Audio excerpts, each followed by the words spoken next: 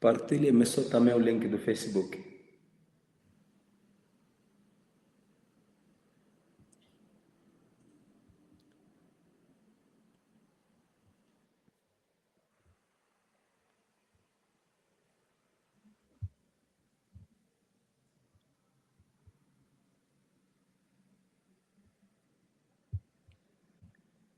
Os projetos de evangelismo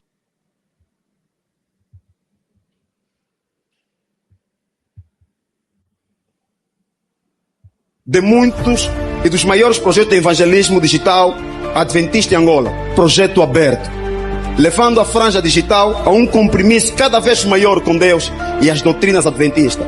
E ela, Moante, quando soube para a tribuna, ela sabia que o seu sermão não traria a popularidade que se requeria. Por quê? Porque ela ia falar abertamente sobre a maneira como os brancos tratavam os negros. Nessa altura, se o comitê sentar para resolver, já não pode dar, por exemplo, 12 meses, ou 9 ou 7. Porque a pessoa já está fora das atividades, no caso, há 15 meses. Desde que ele falou no comitê da igreja, a igreja não resolveu. A igreja está aberta, a igreja está... Aliás, como disse, o poder está comendo. Portanto, membros com essas ideias positivas são bem-vindos.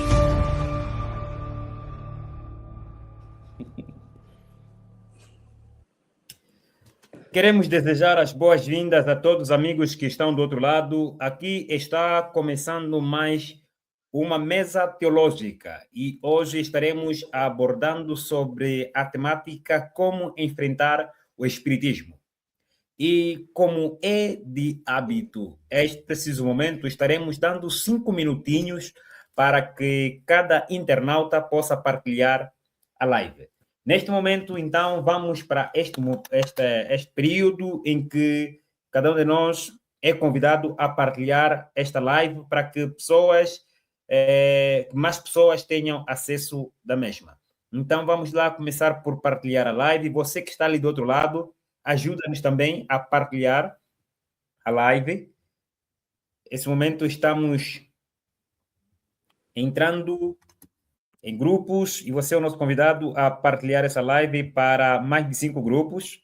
Faça isso, por favor. Partilhe essa live para mais de 5 grupos. De lembrar que hoje estaremos a falar sobre como enfrentar o espiritismo. Eu também estou fazendo o meu papel de partilhar essa mesma live. Você não deixa ali de partilhar a live. Já somos 14, obrigado a você que partilhou a live. Se puder para identificar o seu amigo, sua amiga que precisa estar nesta live, também faça. Vamos partilhar a live. Vejo ali o número de partilha a subir, é isso que a gente quer.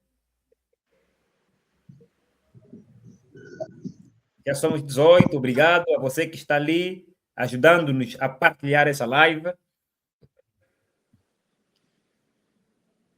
Temos ainda 3 minutinhos para partilharmos a live.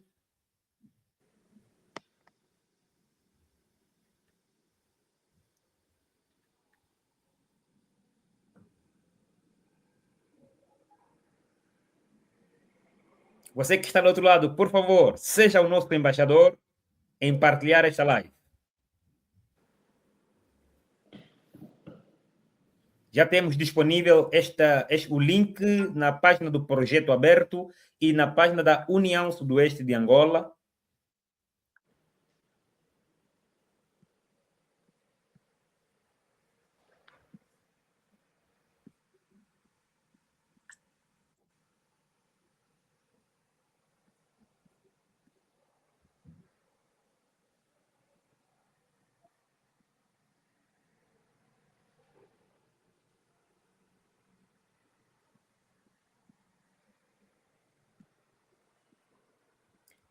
Você, meu amigo que está entrando agora, partilhe a live conosco, por favor.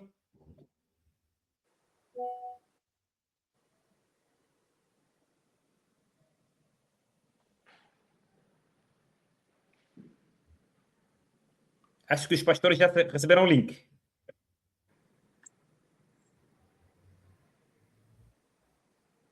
Ok. Estamos a mandar agorinha.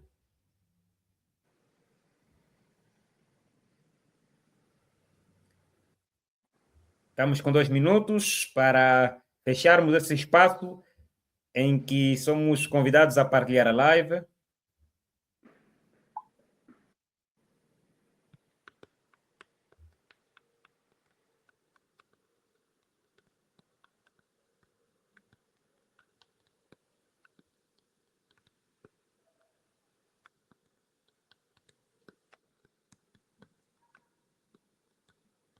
Ok?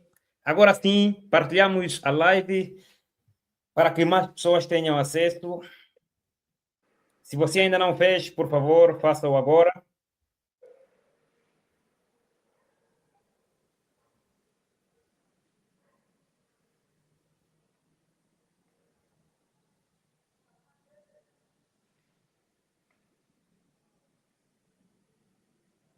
Ok, muito obrigado.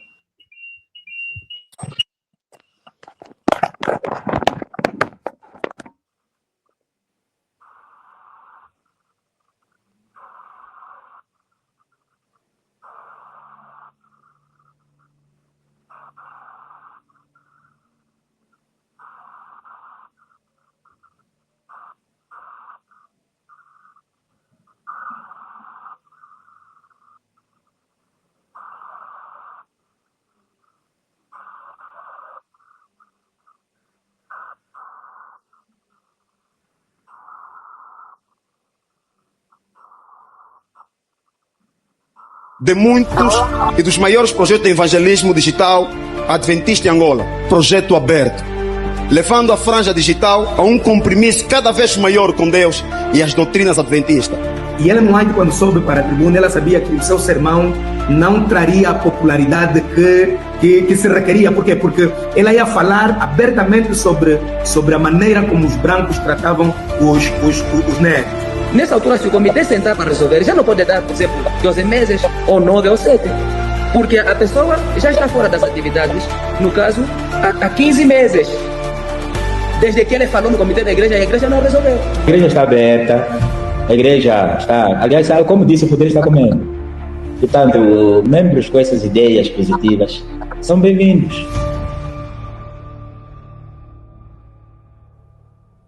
Muito bem-vindo a todos os amigos que estão nos acompanhando. É uma grande bênção ter você do outro lado. De lembrar que hoje nós estaremos falando sobre como enfrentar o espiritismo. E para a mesa teológica de hoje, nós temos 2 convidados especiais. De um lado está o pastor Alfredo Wandalika, ele que é pastor distrital na missão litoral de Angola. E de outro lado também temos o pastor Isaías Sabonete, ele que é o diretor da Escola Sabatina e Ministério Pessoal da União Sudoeste de Angola.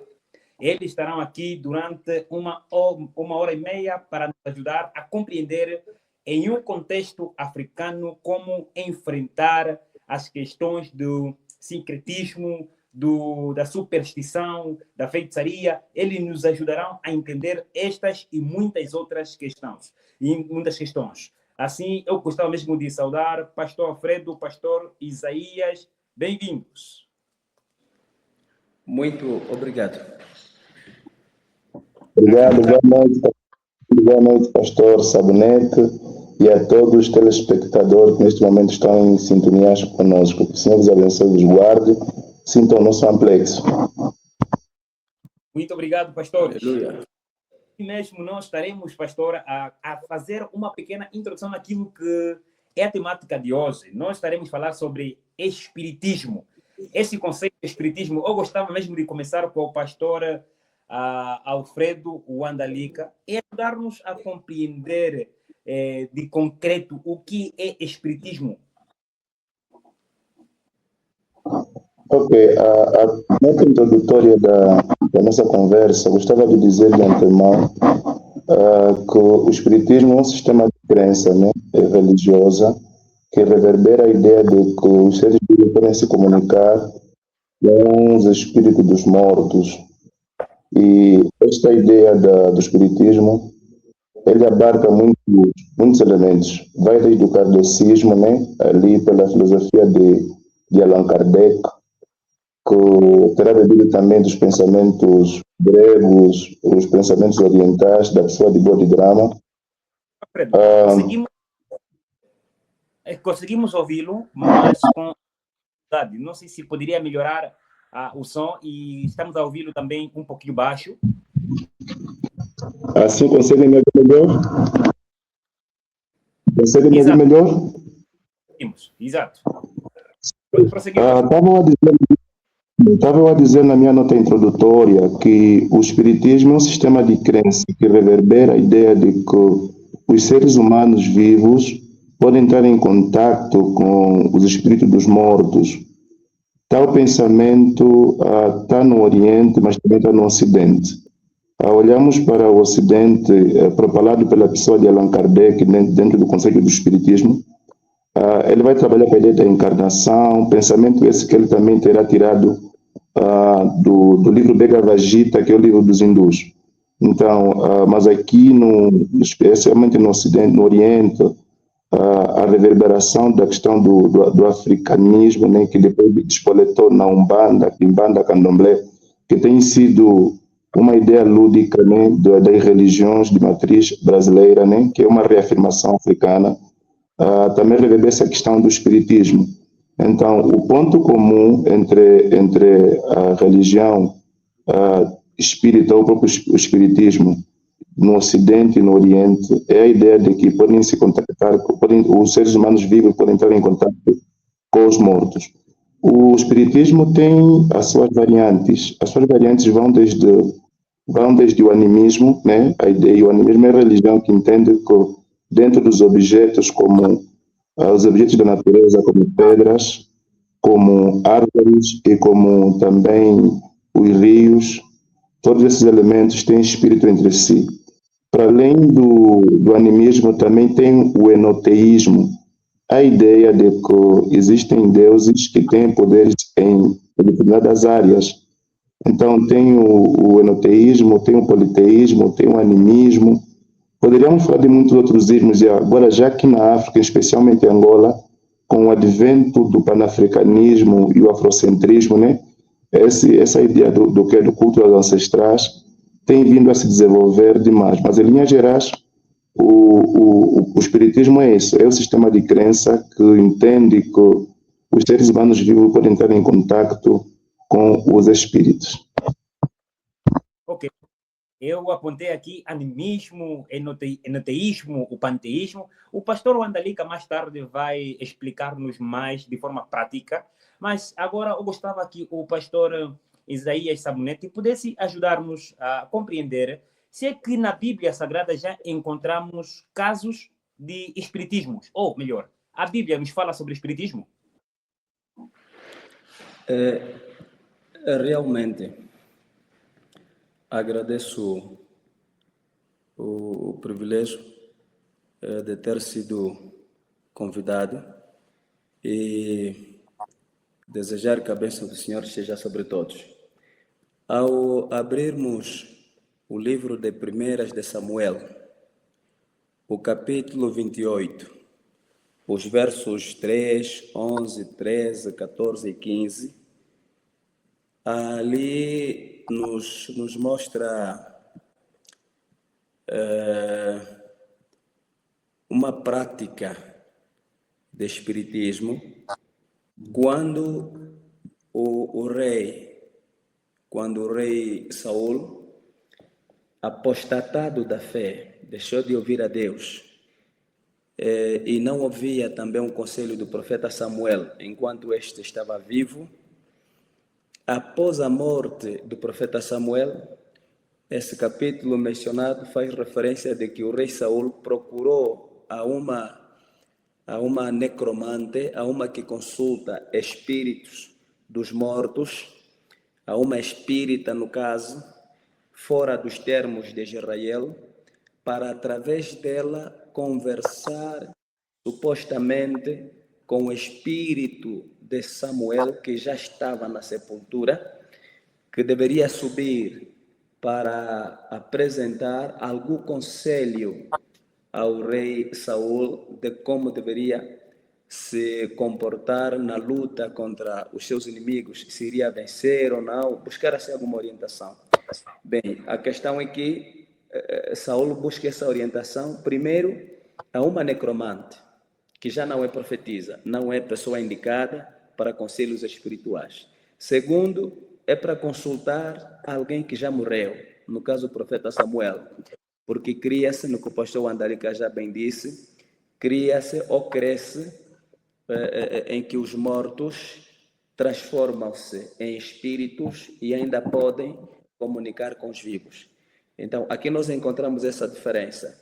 Para os crentes, eles falam de espiritualidade, que é a questão do homem comunicar com o Espírito Santo. É espiritualidade. E para os crentes, para a Bíblia, não existe ser humano, portanto, espírito, não existe. Por isso que é espiritualidade que só se aplica ao Espírito Santo. Mas para os que não creem na Bíblia, por exemplo, não creem no cristianismo, estes são os que creem que tudo tem espírito. Então, tudo tem espírito. O homem pode ser o espírito, a árvore pode ser, e tudo mais. Apenas para fazer referência deste assunto prático na Bíblia. Muito obrigado. Mas como poderíamos diferenciar aqui espiritismo de espiritualidade?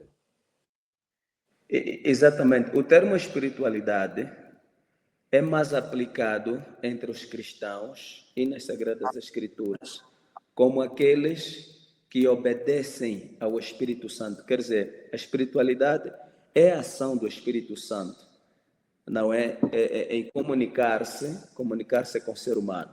E o ser humano adotar um comportamento sugerido pelas Sagradas Escrituras através do Espírito Santo. Então, o tema é espiritualidade, é a ação do Espírito Santo.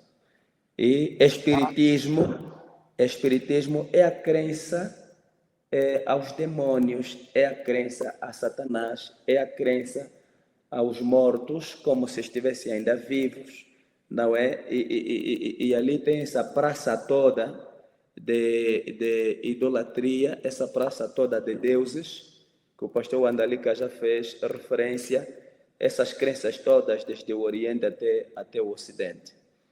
É mais ou menos esta a diferença. Muito obrigado. O pastor Isaías Sabinete frisou aqui o contexto bíblico, não é? Enquanto que o pastor Wandalika salientou o nosso contexto africano. Eu agora gostava mesmo de entregar essa pergunta, quer seja para o pastor Wandalika ou para o pastor Alfredo. Temos um conhecimento prévio da origem do espiritismo?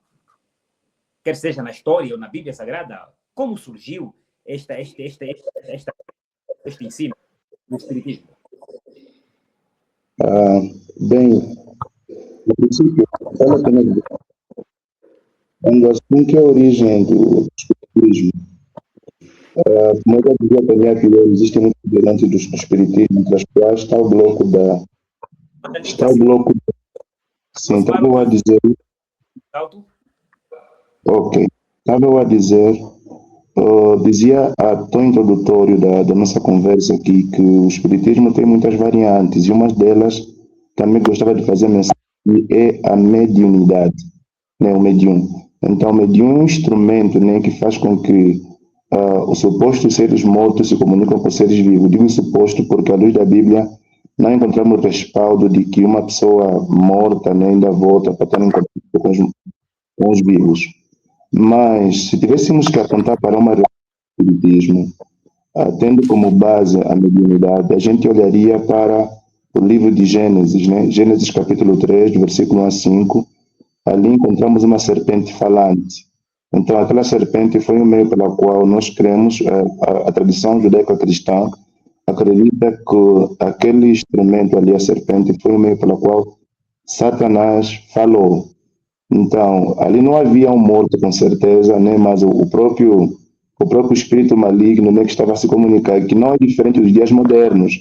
Na verdade, daí para desenrolar a nossa conversa, junto com as partilhas do conhecimento do nosso estimado pastor Beneto, a gente vai conseguir perceber que apenas mudou-se simplesmente as nomenclaturas, mas a técnica de Satanás é a mesma, de usar-se de pessoas, de instrumentos, para se comunicar com os vivos, tendo como base que aquele suposto espírito é o espírito do mundo, quando na verdade não é agora. O espiritismo teve essa origem lá com a mediunidade no Jardim do Éden, mas a partir dali, lá no Antigo Testamento todo, quando a gente vai andar por ali no livro de Levíticos, e na verdade o Antigo Testamento, apesar do pastor Gondi e os demais amigos que nos ouvem nesta noite e nos veem, a gente percebe que no Antigo Testamento tem muitos nomes para se referir, por exemplo, a esse tipo de espírito. Um dos nomes que gostava aqui de fazer referência, um dos nomes é a palavra Seed em hebraico, e essa palavra Seed encontramos no livro de Deuteronômios 32, versículo 17. A outra é a palavra Seir, que encontramos em Levítico 17, verso 7. Outra palavra é a palavra Elenim, que encontramos no livro de Salmo 96, versículo 5. Mas a última palavra que está no livro de Levítico 19, versículo 31, que é a palavra Ayodine.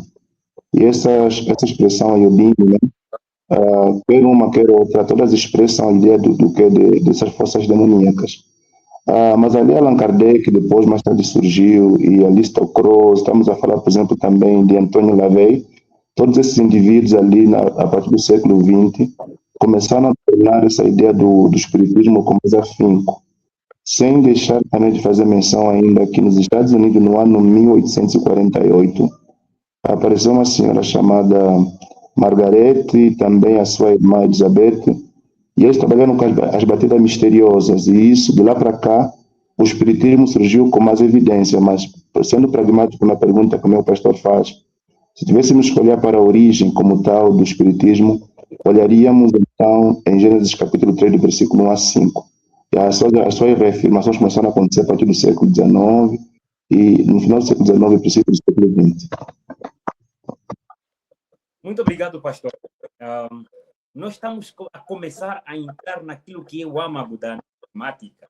E gostávamos também de aproveitar esse momento para poder saudar aqueles amigos que estão nos acompanhando. Você que acabou mesmo de cair nesta live, bem-vindo, porque aqui acreditamos nós que você sairá munido de conhecimento. Também saudar aí o pastor Adriano, que quase sempre está presente em nossas lives. Temos ali a irmã Margarida Cipoli, que está também nos acompanhando. A irmã Flosaca Lorenza também está ali do outro lado. Obrigado a todos aqueles que estão nos acompanhando. É sempre uma bênção ter você ali do outro lado. E também temos ali o pastor Avelino Ecumbe, que saúda. Boa noite, meus queridos pastores. São saudações de pastores vindo de diferentes partes do nosso campo.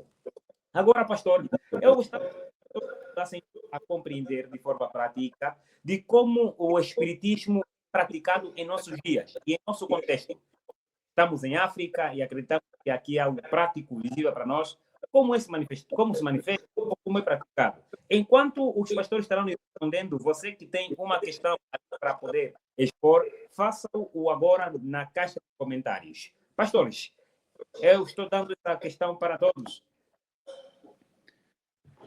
Obrigado. Realmente agradeço a esta questão. acrescendo a partir da resposta que o pastor Wandalika deu, para responder à questão que o pastor está colocando, deixa-me servir de 1 de Timóteo, o capítulo 4, verso 1. 1 de Timóteo, capítulo 4, verso 1 diz assim: o Espírito, no caso o Espírito Santo, diz claramente que nos últimos tempos alguns abandonarão a fé e seguirão espíritos enganadores e doutrinas de demônios. Esse não é apenas o elemento do passado e da Idade Média, mas também para o futuro, para os nossos dias e se calhar depois de nós. E como africanos que temos uma história do passado, ao longo e depois, não estamos livres dos enganos de Satanás no tocante ao espiritismo. E dentro de muita literatura que aborda esses assuntos do espiritismo, desde o Espírito de Profecia, o livro Grande Conflito, outros livros como de uma escritora americana, Rebecca Brown, outro escritor cristão, Roger Morneau. Então, esses todos praticamente apontam algumas razões que nos colocam no envolvimento com o espiritismo. Não só como africanos, mas como ser humano, se calhar, em qualquer momento. E os fatores principais e mais difíceis de libertação é a herança genética. Quando uma pessoa nasce numa família idólatra e é consagrada desde o ventre de sua mãe, é consagrada a Satanás, é consagrada aos demônios, como um agente, como uma oferta a Satanás. Quer dizer, cresce já possuído por demônios ou possuído por Satanás, para ser o agente de manifestações, talvez diria milagrosas, né, à sociedade. Ou então como causa, como um agente pode ser do mal para Satanás. E outro fator que podemos ver na nossa África é o pacto voluntário, onde alguns voluntariamente vão fazer o pacto com Satanás porque querem riqueza, querem ter poder, querem ter, se calhar, alguma projeção acima dos outros. Alguns é para terem força, outros é para terem mais mulheres, enfim, algo domínio, quer seja no comércio, na política, enfim, na sociedade. Este é pacto voluntário. E o outro talvez é através do casamento.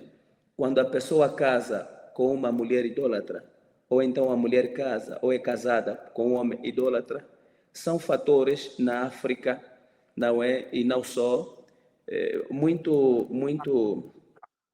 quer dizer, que abrem portas para a possessão demoníaca, a possessão satânica.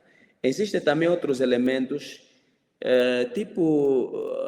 mais ou menos fáceis, mas também complexos e muito sutis, que são pactos, diria talvez, voluntários, mas inconscientes. Como, por exemplo, um indivíduo admirar, né? Ter ídolos de desportos, ídolos de novelas. Quer dizer, eu admiro tanto esse ídolo que joga, admiro tanto esse ídolo que canta, esse ídolo que não sei o quê, ao ponto de que mesmo nas horas de adorar ao meu Deus, não é? Nas horas sagradas, falo tanto desses ídolos, quer dizer, tenho uma afeição para esses ídolos, e que pouco a pouco isso rouba a afeição que eu tinha para com Deus. Por quê? Porque muitos desses ídolos famosos que aparecem na televisão, eles chegam nesse patamar, chegam nesse nível, fazendo sacrifícios aos demônios. Alguns fazem pactos de sangue, outros entregam seus filhos, outros devotam seus casamentos. Alguma coisa, alguma parte do seu corpo é doado a Satanás. E quando nós admiramos essas pessoas, somos atraídos. Então, somos atraídos. Então. A compreender melhor ali mesmo pacto de sangue, como é que funciona para que os nossos internautas possam compreender isto? O que é isso, pacto de sangue? Ok, o pacto de sangue Faço referência com o primeiro elemento que falei. Tem a ver com a herança genética. Se já nascemos numa família assim, já viemos com sangue consagrado a Satanás. Outro é quando eu voluntariamente vou fazer um pacto e me pedem, por exemplo, para cortar o dedo. Existem pactos onde você corta o dedo e assina esse pacto com o teu próprio sangue. Isso é pacto de sangue. E existe também pacto de sangue onde você, por exemplo, entrega o teu filho para ser morto como sacrifício. Isso também é pacto de sangue. Então, há filhos que morrem, há pessoas que a gente vê ali partir um dedo, tipo que foi um acidente normal, mas é um sacrifício, afinal, a Satanás. Não são todos deficientes. Estamos falando daquilo que é o nosso assunto, né? Aqueles que, às vezes, sacrificam a Satanás uma perna, mas é um indivíduo muito rico, mas é deficiente. Ele sacrificou alguma parte do seu corpo a Satanás. Ou então entrega a esposa é morta, ou o filho, qualquer coisa assim. Isso é pacto de sangue. Talvez outros pactos que a gente vê na África hoje, de uma forma voluntária e inconsciente, é a forma como os nossos jovens hoje, por exemplo, cortam o cabelo. Esses cortes ali, que o cabelo fica assim, tá a ver, assim no ar. A gente vê isso até entre jovens cristãos, ali nos corais, o cabelo fica assim no ar.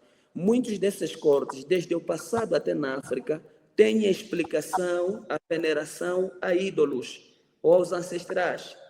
Não se corta apenas cabelo por cortar. Você encontra na África, quando alguém corta todo o cabelo, ou vai simbolizar o luto, ou vai simbolizar a veneração ao sol, ou apenas um corte normal. E quando alguém corta, os cabelos ficam assim no ar, sempre no ar.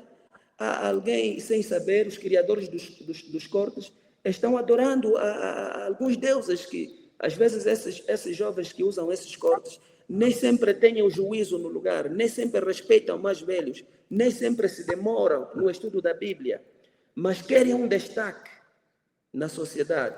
E é o que vamos encontrar em 1 Coríntios 10, verso 32, o capítulo 11 também, versos 14 e 15, que diz que devemos nos portar para não dar escândalo nem a judeus, nem a gregos, nem a igreja do Senhor. E que a própria natureza nos ensina que a mulher, quando tem cabelos longos, isso é honroso, mas não para o homem. Permita-me terminar nesse assunto. Também podemos nos envolver com o espiritismo, por exemplo, em negócios com descrentes.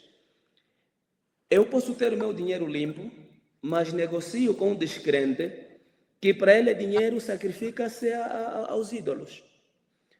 Ou então arrendar os nossos imóveis, nós como crentes, aos descrentes, ou vice-versa. Existem pessoas que ao entrarem em nossos imóveis ou em nossas casas, fazem ali rituais. Fazem rituais para abençoar seus negócios, chamam ali, invocam demônios, mesmo depois de abandonarem a casa, abandonarem o lugar.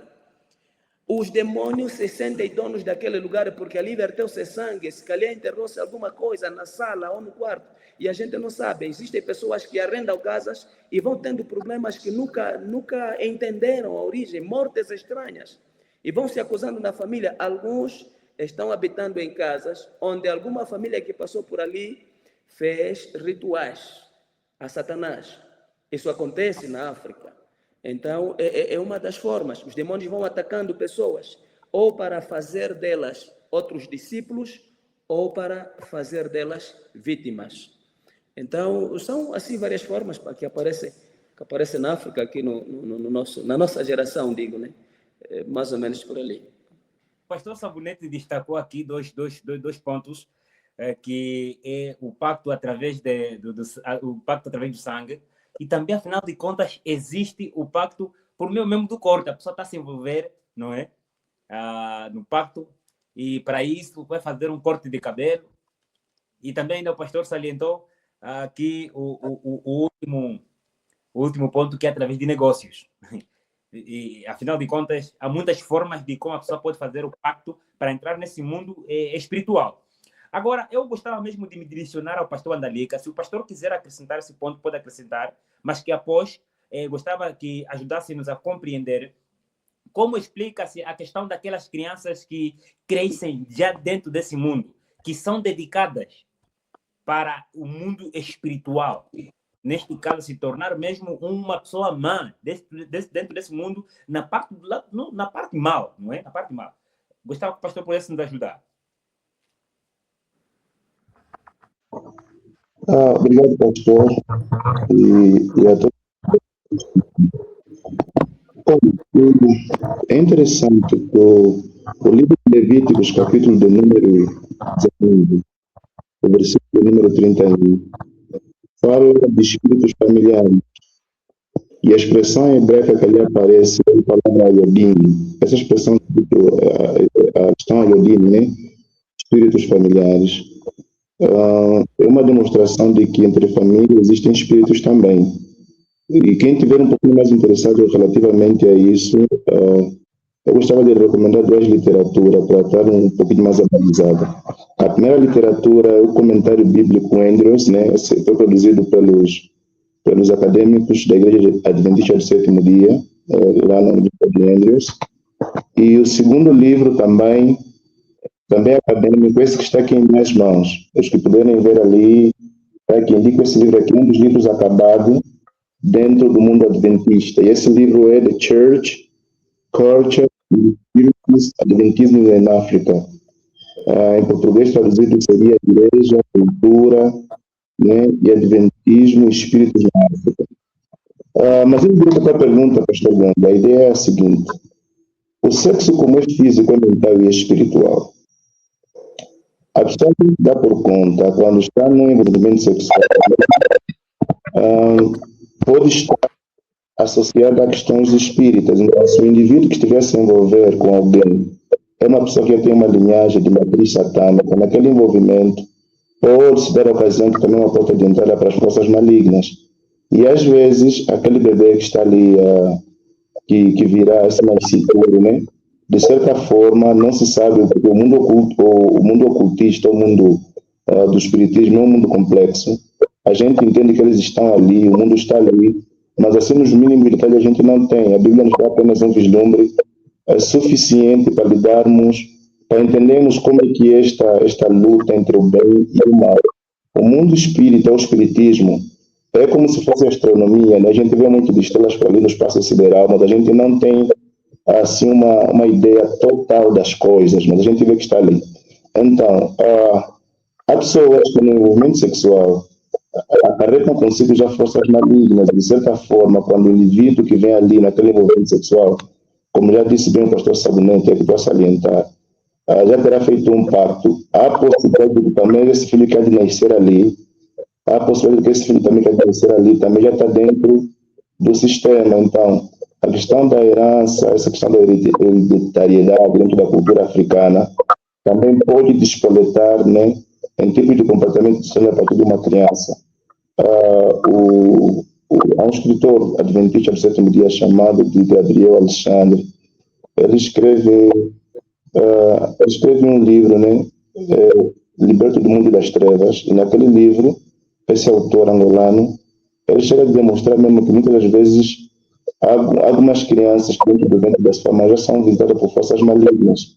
Então, se a família, por exemplo, meu pastor Bondo, os demais que estão nos assistir, se a família estiver ligada dentro do sistema satânico e uma mulher estiver grávida, e alguém terá feito um pacto, programou aquela bebê que há de nascer já para o reino das trevas, então, Satanás também, junto da sua equipe, todos os seus cobaias, vão trabalhar para tornar aquela futura criança um menino já com tendência a esse mundo espírita. Portanto, quando a gente vê crianças desse tipo de gênero, muito provavelmente, e ali a porcentagem é mais elevada, muito provavelmente é que a família, né, desse nascituro, desse bebê, já está ladeada com uma série de envolvência, de envolvimento, né, com o mundo dos espíritos. É o que acontece. Então, é isso que eu gostaria de dizer, meu irmão. Muito obrigado. Nós temos alguns casos de pessoas que têm leões dentro do mundo espiritual, pessoas que tiveram recebendo um feitiço que transformam-se em leões, em serpentes, ou enfim, em vários animais. Mas, pastores, isso é real ou não? Porque há muitos dos nossos membros que não creem nisto. Mas isto acontece?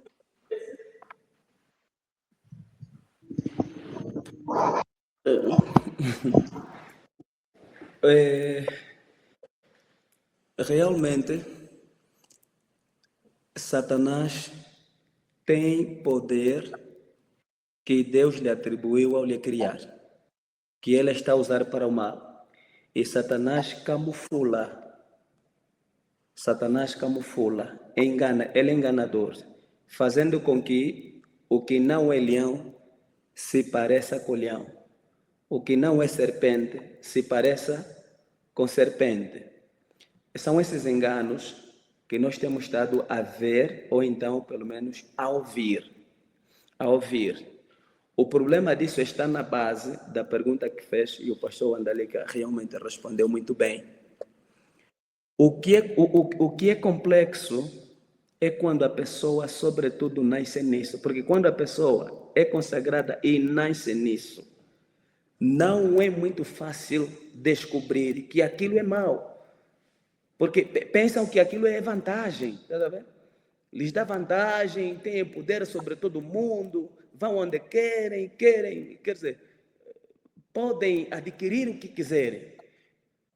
É preciso tempo, é preciso um pouco mais de crescimento, até que a pessoa entenda e conheça a palavra de Deus, como que estamos fazendo agora nessa live, e mais estudos que devem ser feitos em torno dessa temática, para que a pessoa conheça a verdade, como diz João 8, verso 32, conhecereis a verdade e a verdade vos libertará. A partir do momento que a pessoa conhece a verdade, consegue diferenciar entre o bem e o mal, consegue, não é, entender 1 de Pedro 1, verso 23, que diz, sendo de novo gerados, não de semente corruptível, mas da incorruptível pela palavra de Deus viva e que permanece para sempre, é através do estudo das Sagradas Escrituras que as pessoas vão entender que o que tem efeito em se transformar em boias ou leões, qualquer coisa assim, é embuste satânico, não tem salvação. E é uma manobra. Eles próprios sabem que para se transformar nisso, precisam passar por algum ritual. Então, não é algo natural. É a partir dali que eles precisam, portanto, ao conhecer a verdade, abandonar essas práticas. Mas o que é complexo mesmo é nascer nisso. É necessário que os que conhecem outro lado da verdade, os que conhecem a verdade como tal, nós outros, estejamos falando sempre desse tipo de tema, porque há pessoas que estão nisso e acham que é vantagem. Primeiro, acham que é vantagem. Segundo, feitiço de nascença é complicado porque tem toda ela uma corrente sanguínea familiar. É uma teia familiar. Quando um decidir abandonar, todos dão conta e combatem contra essa pessoa. E normalmente tem ameaças de que, olha, se você abandonar isso, vai morrer. Se você abandonar isso, perde o familiarismo. Quer dizer, perde o grau parentesco com eles. E isso, às vezes, as pessoas temem, por isso fogem, não? Ou então, se tinham alguma vontade de abandonar o feitiço, voltam de novo por causa do medo de não perder a família, de não morrerem, toda essa coisa. Mas a palavra de Deus tem suas promessas. O Salmo 27, verso 10, vai nos dizer, se meu pai e minha mãe me abandonarem, tu, ó Senhor, me recolherás. E existem promessas de que, quando o pai e a mãe se meterem em situações que minam a nossa relação com Deus, e no momento que nós tomamos a decisão para estar do lado da verdade, se eles nos ameaçarem, nos escorraçarem de casa, Deus é o Pai Celestial, que nos dá outra filiação pelo sangue de Jesus, gerados na palavra, lavados no sangue de Jesus. Ele muda as afeições e direitos legais de sangue e passamos a pertencer à família cristã. E então o Senhor nos guarda nessa família cristã, para que os que nasceram nisso, os que vivem nesse engano, tanto possam ganhar coragem de se desvencilhar dessas amarras satânicas. Muito obrigado. Quando nós falamos de a feitiçaria no sangue, estamos a falar de algo espiritual ou algo físico, pastor? E depois de responder essa questão, eu vou aqui já apresentar a primeira questão de um dos nossos internautas. É o Ibraíris Domingos Júnior. Ele faz a seguinte pergunta. A minha pergunta vai diretamente ao pastor Wandalika. Quais medidas são necessárias para se libertar das maldições ou comportamentos adotados de nossos ancestrais? Como exemplo, separação, mortes prematuras de filhos. A quem diz essa família são assim? É perigoso?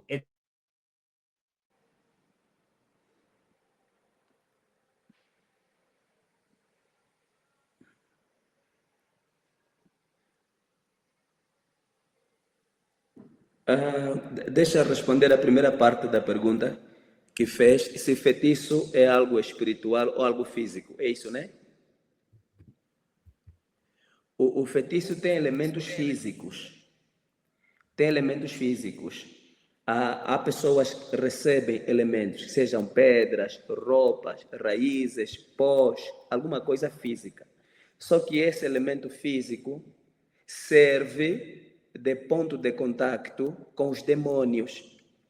Quando a pessoa pega esse elemento físico e trabalha como foi orientada pelo mestre das trevas ou pelo quimbandeiro, por aquele que lhe passou isso, não é? Então os demônios passam a agir na vida da pessoa que tem esses elementos físicos. Então tem o ponto de contacto físico e o agir espiritual dos demônios. Dali que o feitiço combina o que é físico com o que é espiritismo. Então é mais ou menos isso. O agir é dos demônios, são espíritos caídos. Mas os elementos que convidam, que servem de ponto de contacto, são elementos físicos. Ok, obrigado, pastor Sabonete, e também ao amigo que terá feito a pergunta. Quero entender. Sim, meu pastor Gondo. Sim, a pergunta está ali na tela. Sim, pastor Gondo. Temos ali a pergunta na tela. A pergunta está na tela. Ok. Estava a dizer que quero acreditar que quero pensar que o espiritual estamos a querer dizer invisível aos nossos olhos, porque na Bíblia o termo espiritual é polissêmico, mas de forma alguma pode transmitir a ideia de uma coisa abstrata, uma coisa invisível, aliás, uma coisa intocável e imaterial, porque na Bíblia espiritualidade ou espírito, espiritismo, são elementos físicos, mas que às vezes sejam invisíveis aos nossos olhos. Por exemplo, nós temos muitas coisas que a gente não enxerga, a gente apalpa, mas a gente não vê, como por exemplo as bactérias. Em nossas mãos temos muitas bactérias, são seres que se movem de um lado para o outro.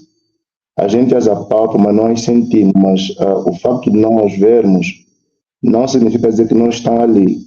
Assim também acontece com os demônios e os anjos, são seres invisíveis, porque desde o momento que nós caímos em pecado, a nossa visão ficou limitada. Todavia, os anjos e demônios não são seres imateriais. Agora, com respeito à questão da primeira parte mesmo do feitiço, como já disse bem o pastor Sabonete, é que estou a associar.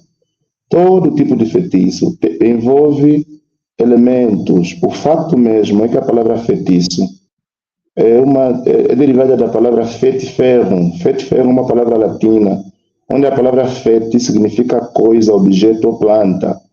E o ferrum significa portador. Por exemplo, a palavra Lúcifer, né, vem da palavra luce, que é luz, e ferrum, que significa portador. Então, Luciferum, Lúcifer significa portador de luz. Assim também a palavra fetiferum, feticho em latim, que dá origem à palavra feitiço, significa um objeto que porta um elemento sobrenatural. Assim, prezado pastor Gondo, prezado pastor Sabonete e os demais amigos que nos estão vendo, que estão nos acompanhando nessa live, vale a pena dizer que o feitiço é qualquer tipo de planta, qualquer tipo de objeto, mas que porta elementos sobrenaturais por detrás. E como bem disse o pastor Sabonete, esse tipo de objeto, né, ele faz uma conexão direta com as forças demoníacas. Então, isso que nós gostávamos de dizer com respeito ao elemento feitiço. Agora, o nosso amigo Ebraíris, ele vai dizer quais são as medidas necessárias para se libertar das maldições ou comportamentos adotados de nossos ancestrais, né? Como exemplo de separações, mortes prematuras de filhos, a quem diz que essa família são assim e é perigoso. Como se libertar? O que a Bíblia diz sobre isso? O primeiro elemento que nós temos que desenvolver aqui, irmão Ebraíris, é o que está aqui no livro de João, capítulo 8, versículo 36. A questão da libertação, irmão Ebraíris, não está intrinsecamente ligada ao ser humano. Quem liberta não é o ser humano. Não tem nenhum ser humano que liberta uma pessoa do mundo das trevas. Quem tem poder para isso é quem? Jesus, aqui no livro de João, capítulo 8, versículo 32, ele diz: conhecereis a verdade vos libertará. Como já disse o pastor Sabonete, conhecereis a verdade vos libertará. O versículo 36 diz: se pôs o Filho vos libertar, verdadeiramente sereis livres. E atenção, que Jesus, quando dirigiu essas palavras, estava dirigindo a uma comunidade religiosa que haviam feito dos seus rituais, né? Os seus rituais como o centro de adoração. Era uma comunidade religiosa que estava presa, né, nos seus ritos.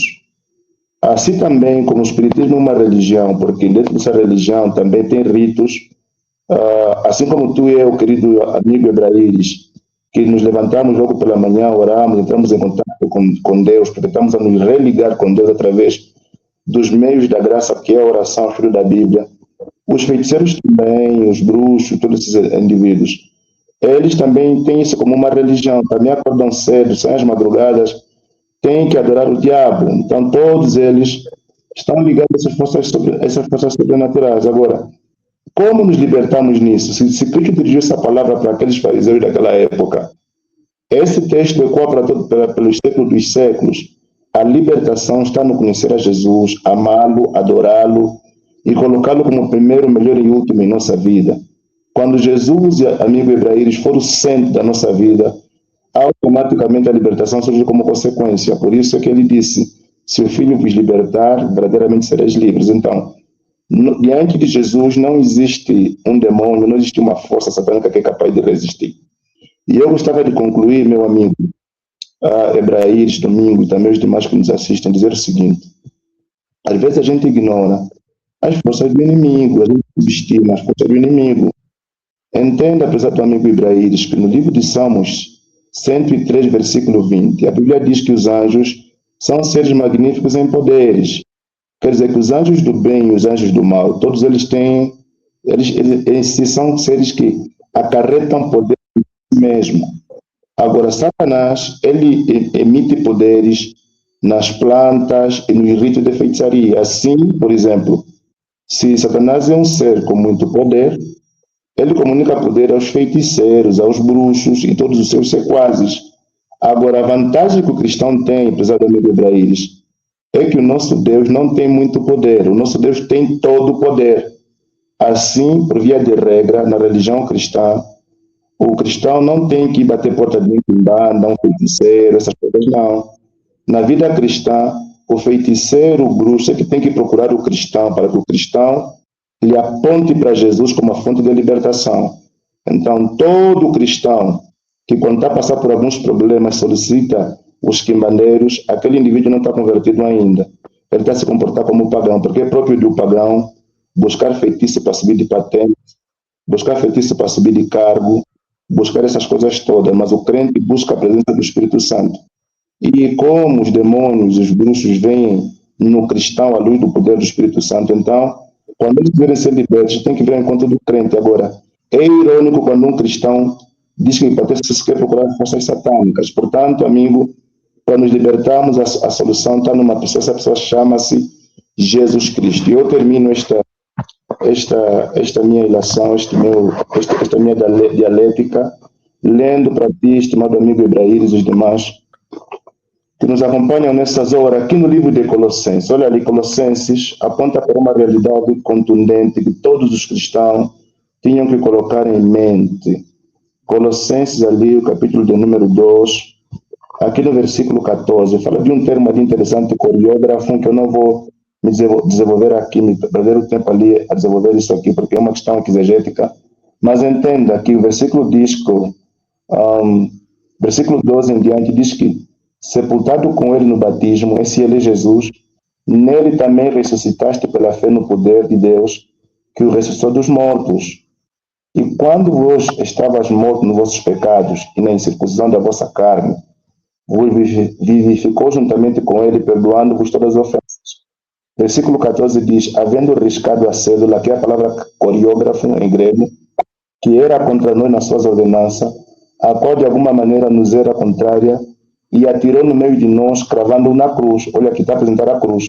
E o versículo número 15 diz, despojando os principados e potestades, os expôs publicamente, deles triunfou de si mesmo. Querido amigo Ibrahim, Jesus Cristo triunfou na cruz do Calvário, na ressurreição, e logo todo o poder está na mão dele. Por isso é que a chave da libertação é uma pessoa, e essa pessoa chama-se Jesus Cristo. A ele a glória dos séculos. Muito obrigado. Eu vou pedir agora, mesmo com pouco tempo e muitas perguntas, vou pedir ao pastor Fredo e juntamente do pastor Fabinete, vamos ser um pouquinho mais sintético para que tenhamos o maior número de perguntas respondidas. Eu vou agora para a próxima pergunta feita pelo irmão Josias Cardoso. Ele faz a seguinte questão. Primeiro ele saúda, boa noite, estou ligado. Minha questão é, qual é a forma de deixar um pacto com os demônios? Qual é a forma de deixar isso? Ok. Já fizemos realmente referência de alguns versos, de como conhecereis a verdade e ela vos libertará, que é uma forma de quebrar o pacto com o demônio. Quando você reconhece a verdade e queres te desfazer, você vai ajoelhar ao Senhor, vai invocar pelo poder do Espírito Santo, pelo sangue de Jesus, que te lave de todo o pecado, de toda a intenção que você tinha ao decidir, não é, se envolver com o espiritismo. Então, você clama tanto pelo poder de Deus e do seu Espírito na tua vida. Você confessa os teus pecados e os abandonas e corre para o Senhor. E tem alguns textos bíblicos que ainda nos auxiliam. Vejam, por exemplo, 1 de Pedro 1, verso 18 a 19, que diz, sabendo que não foi com coisas corruptíveis como prata ou ouro, que fostes resgatados da vossa vã maneira de viver, que por tradição recebeste dos vossos pais, mas com o precioso sangue de Jesus, como de um cordeiro imaculado e incontaminado. Enquanto o envolvimento vai envolver sangue contaminado, herança dos pais ou com os antepassados, o sangue de Jesus não tem contaminação com coisas semelhantes, coisas corruptas. E também João 1, versos 12 a 13, que diz, mas a todos quantos o receberam, deu-lhes o poder de serem feitos filhos de Deus, aos que creem no seu nome, os quais não nasceram do sangue, nem da vontade da carne, nem da vontade do homem, mas de Deus. Esse texto faz uma alusão muito profunda de que quando você se entrega a Cristo para quebrar qualquer feitiço, para quebrar qualquer envolvimento, qualquer pacto que você tinha com Satanás, você se entrega a Jesus, você é batizado, o pastor Andelica fez referência a Colossenses, você é batizado e é coberto pelo sangue de Jesus, o Senhor te recebe como seu filho. Aqueles que recebem a Cristo, que creem nele, Deus lhes dá o poder lhes dá o direito de serem feitos filhos de Deus. Então, você já não tem o que te cola ao passado. Porque você é filho de Deus agora. O que é de Deus é que te pertence. A herança divina é que fica a tua herança. Isto é muito importante. Então, você não tem como quebrar o feitiço sem entregar-se a Cristo e ser batizado para passar pela experiência de nascer de novo. Nascer de novo e pertencer a Deus. Deus fica teu pai, você fica filho dele, a herança de Jesus é tua e você fica seguro. Fica seguro. É mais ou menos isso. Pastor, muito obrigado. Eu vou me dirigir ao pastor Andalica. Acredito que já teve situações assim práticas e talvez poderia nos dar um exemplo de uma situação e quais foram os passos, de maneira que os nossos internautas compreendam assim de forma mais simples e prática, não é? Prática. Na verdade, eu já tive muitas experiências, né, de presenças demoniadas. E eu lembro-me de um episódio em que, em certa ocasião, estava no púlpito pregando e atenção que as pessoas demoníacas, elas não respeitam muitas das vezes até púlpito nem igreja. Lembremos que no livro de Jó, capítulo 1, versículo 6, diz que um dia em que os filhos de Deus estavam reunidos, o diabo também apareceu ali. Mas eu me lembro de muitas experiências que tive.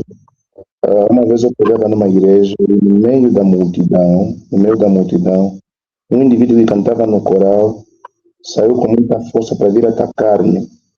E toda a igreja ficou assim estupefacta, boca aberta para aquele tipo de comportamento. E não foi a única vez, há muitas vezes. Esse indivíduo vinha e eu estava com o microfone na mão e era justamente no momento do apelo. E ele vinha e tudo que eu fiz é simplesmente fechar os olhos e começar a orar. E orando, clamando pelo Deus Todo-Poderoso. Então, logo ele se aproximou de mim, aquele indivíduo acabou por cair. E assim o pegamos.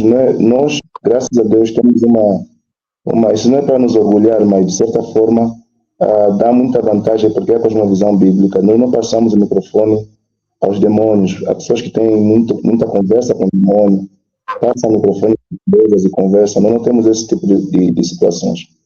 O nosso costume, como Adventista do Sétimo Dia, se é uma possessão demoníaca, uma manifestação, pega-se o indivíduo, porque lá no culto o demônio não tem voz, que tem voz é Jesus. Pegamos o indivíduo, colocamos num sítio e lá depois faz um depoimento com o indivíduo. Foi o que aconteceu, pastor Gondo. Então, ele apareceu, quase atacar-me, eu orei, o indivíduo caiu.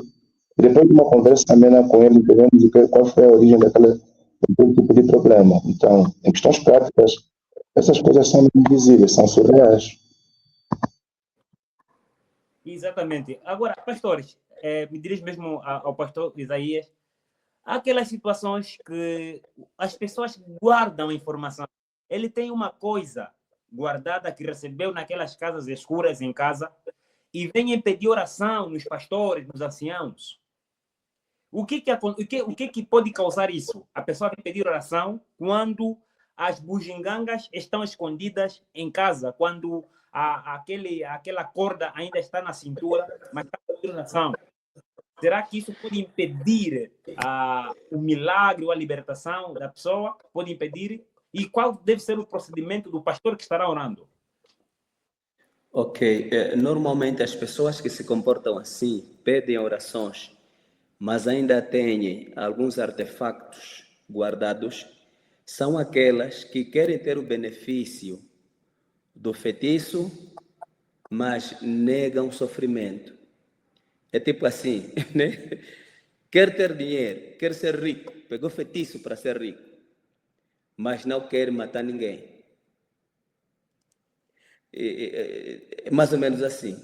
E quando ele vai, tipo, tendo o seu progresso econômico, e os demônios vão lhe atormentando para matar alguém, então esse tormento lhe faz correr para o pastor, para o ancião, para pedir oração. O que ele está aqui a negar é a consequência, é o lado tipo negativo, mas o lado do dinheiro, a prosperidade, ele não quer largar. Ou ele está pedindo orações, quer libertação, mas o feitiço que ele tem é de família. Tipo, é um feitiço em sociedade. Então ele não consegue trazer, porque tem outros elementos lá. E quando isso acontece, infelizmente a libertação não se conclui. A igreja vai orando, a pessoa vai orando, a não ser que a pessoa se convença, porque a libertação pelo poder do Espírito Santo e pelo sangue de Cristo também depende desse fator da boa vontade, da liberdade de escolha com a qual Deus nos criou, em renunciarmos tudo. É renunciarmos tudo. Por exemplo, o escritor e cristão, o Roger Morneau, ele diz assim que no momento da sua libertação, no livro Uma Viagem Sobrenatural, no momento da libertação, ele tinha que se desfazer, tinha que negar até os benefícios que ele tinha, os dinheiros que ele tinha, que ele adquiriu, pelo tempo do envolvimento com o espiritismo, tinha que abandonar isso. Quer dizer, tem que entregar tudo. Caso não, a libertação não se efetiva. A libertação não se efetiva. Depois o que aconteceu com aquelas pessoas, vocês oram com ela aqui, amanhã vai se colocando em outras denominações e vai indo mais para os quimbandeiros, vai misturando e não acontece. Mas para quem se rende completamente ao Senhor, realmente essa pessoa é liberta. Isto quer dizer que aquele que prosperou através da feitiçaria, após a sua renúncia, deve também renunciar todos os bens materiais conseguidos através dela? As experiências apontam que os que renunciaram todos os bens materiais que tiveram pela feitiçaria, tiveram a melhor libertação em Cristo Jesus. Porque os que não fizeram, os elementos invocados na aquisição desses bens tornam a voltar para cobrar essa situação. As pessoas tiveram esses problemas. Então, o melhor é o que a Bíblia diz, né? Provérbios, né? Que diz: vale apenas um prato de hortaliças e com ela o amor, do que um boi gordo com quê? Com ódio e perturbação. Então, é mais ou menos por ali. Eu vou me dirigir sim. Vou me dirigir agora, devido ao nosso tempo, vou me dirigir agora ao pastor Wandalika. Temos ali uma questão. É a irmã Nelas Nelmiro. Ela faz a seguinte questão: se uma casa foi sacrificada a demônios e está à venda, e eu, por inocência, compro aquela casa, mesmo não tendo envolvimento com feitiço, sou capaz de ser atingido por aqueles demônios? Essa é uma pergunta capciosa, né? Mas o mais recomendável, meu prezado e estimado irmão, eu gostava de responder essa pergunta, colocando algumas questões, porque às vezes algumas ilustrações elas respondem de forma mais cabal. Sim, algumas ilustrações respondem de forma mais cabal as perguntas que nos são feitas. Recordo-me de uma citação de uma escritora americana que eu acredito ser profetisa, chamada Ellen White, quando ela comenta sobre a questão da ida de Ló para Sodoma, na pedra de Gomorra. Ela diz que Ló não foi muito prudente, porque ela era uma área minada, né? Então foi para lá e teve aquelas consequências. Então, o que é recomendável? Como cristão, antes de podermos mudar para um bairro, comprar uma casa, temos que fazer uma análise geral das coisas. A gente tem que saber o bairro em que a gente vai, se vai ser uma boa influência ou não. Mas agora, sou inocente, a casa foi minada. Eu acredito que ao lá chegar, haverá já, de certa forma, uma outra manifestação, mas a presença do crente naquele lugar, né, na companhia dos anjos, ao ter descoberto das coisas, com oração e entrega total ao Senhor, eu acredito que tais potências não terão assim, tipo, tanto impacto assim na vida do crente. Agora, eu acredito que sim, que há lugares, como já dizia o pastor Sabonete a princípio, há lugares minados sim, mas o lugar também onde está o Espírito Santo também é real. Eu, por exemplo, quando eu comecei a desenvolver a minha vida de oração, apesar do amigo, desenvolvi numa área chamada do bairro de São João, aqui no Ambo, e Aquela casa eu orava muito, quando lá saía, a inclina que lá estava, dizia que os bairros ao redor, o bairro todo ao redor, reclamava-se muita coisa de feiticismo, mas que naquela casa não havia absolutamente nada, e segundo ela, foi porque nessa casa você orava muito. Então, há lugares minados sim, e se você é inocente, mas a tua inocência também não tem o Espírito Santo, aquele lugar sim, pode te atingir. Agora, se você é inocente, estiver cheio da presença do Espírito Santo, tu e a tua família, eu acredito que o inimigo não vai ter poder sobre a tua vida, porque você está coberto com o sangue de Jesus, como bem disse o pastor Sabonete. Então, são esses elementos que nós precisamos considerar, ok, irmão? Eu mesmo, aí já encontramos a resposta da irmã Marlene, porque ela perguntou mesmo isto, pastor. Se é possível alguém se desfazer de uma casa sacrificada, ou seja, com espíritos malignos, sem sair dela. Afinal de contas, é possível. É possível se desfazer, porque assim, irmã Marlene Antônio, Apocalipse 12, versículo 11 é claro que diz: eles o venceram pelo sangue do Cordeiro e pelo poder da sua palavra. Então, em Jesus não há quimbanda, não há quimbandeiro, não há ninguém que é capaz de resistir.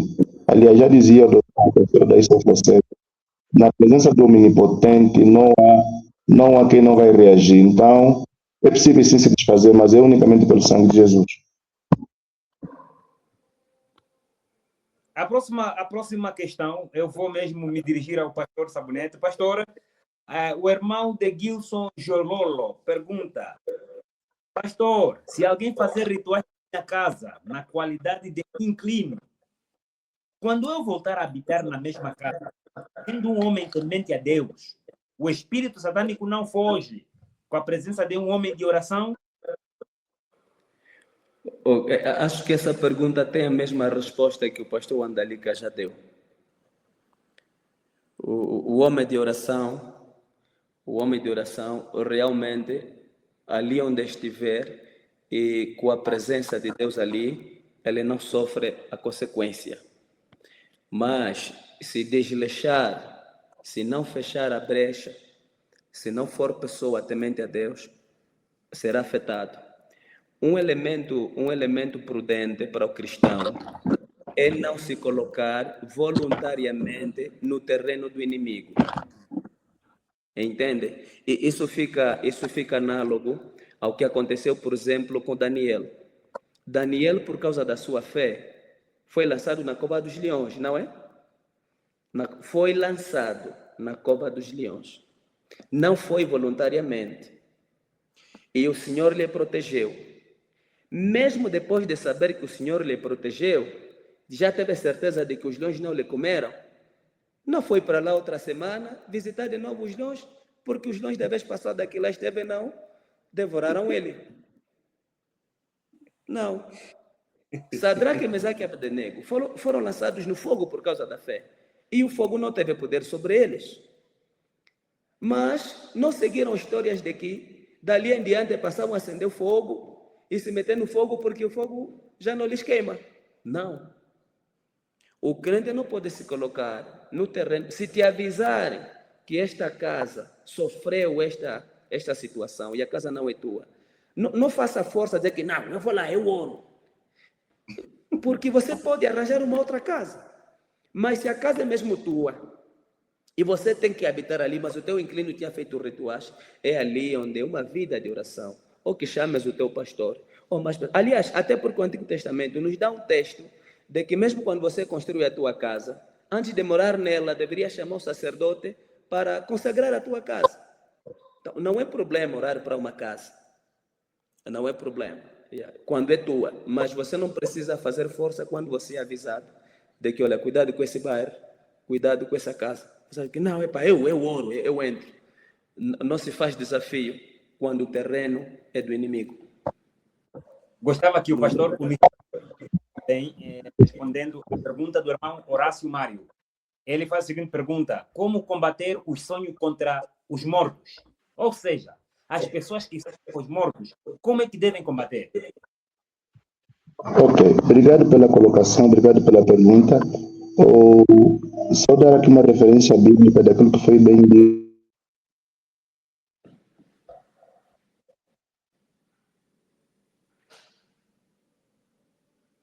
Acho que perdemos o pastor Wandalica. Pastor Sabonete, pode ajudar-nos? Ok, os sonhos, essa questão de sonhos afeta muita gente. Sonhar com mortos, é isso, né? Sim, sim. Ok, sonhar com mortos, enfim. A linha é a mesma. Efésios 6, capítulo 6 aos Efésios, nos aconselha que a nossa luta não é contra carne e sangue, mas é contra potestades. E nós devemos usar toda a armadura de Deus.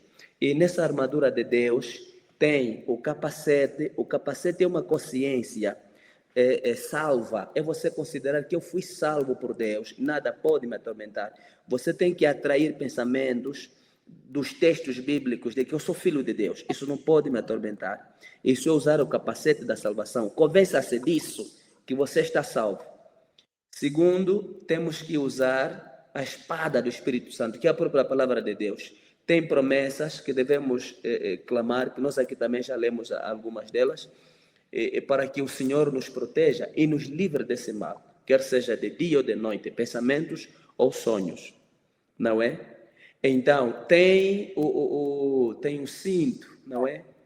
O cinto aqui para os lombos significa que nós temos que ter uma consciência de evitar que paixões desordenadas nos levem a pecar.